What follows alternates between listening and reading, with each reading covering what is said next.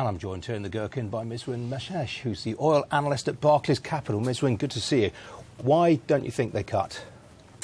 It's very simple. It would have been an issue of credibility if they had cut by 1 million barrels per day, because it's very difficult for OPEC to sort of meet that target if they had cut by 1 million barrels per day, because they would have had individually each and every country to sort of say, oh, we will produce this, etc.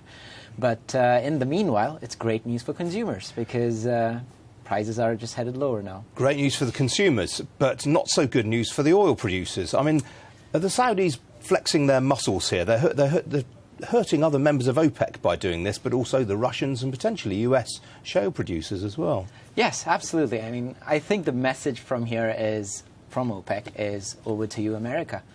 OPEC has balanced the market in the past, but now it's got to a stage where the US has been producing a lot of oil, and they are finding it very difficult to adjust for it. And Saudi Arabia is sort of looking at market share as well, because they are concerned that if they do reduce, the only thing that's going to happen is that US oil producers will take away that market share from them, which they cannot regain in the future. Indeed so. But what about the other OPEC producers themselves in terms of their break-even prices? I think we can show you a chart here of the sort of prices that...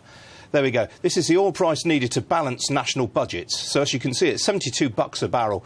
Everyone suffers, including the Saudis. But at the other end of the chart there, Iran really feels the pain from this, don't they? That's a great chart, and it actually shows the sentiment within OPEC, ex-Saudi Arabia, Kuwait, UAE and Qatar, i.e. the GCC nations. For them, they've built buffers. So even though Saudi Arabia's $104 per barrel price is high to balance their budgets, given how they've been spending a lot on domestic issues, etc., they've built $730 billion in reserves. So they're comfortable.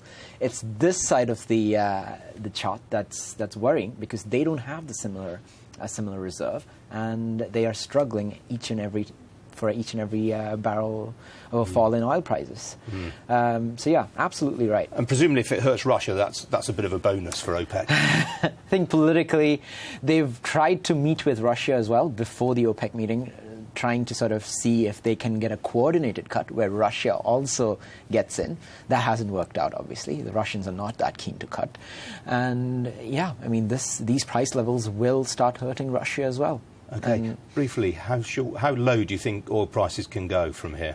So now the market is going to look at two things in terms of pricing oil. So far, we've been used to that $90 to $100 per barrel range, which the Middle Eastern oil producers have sort of hinted at.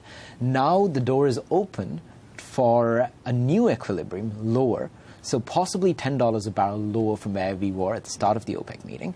And this is because the market's now going to say, let's discover at what point will the new US oil shale producers start to get hurt.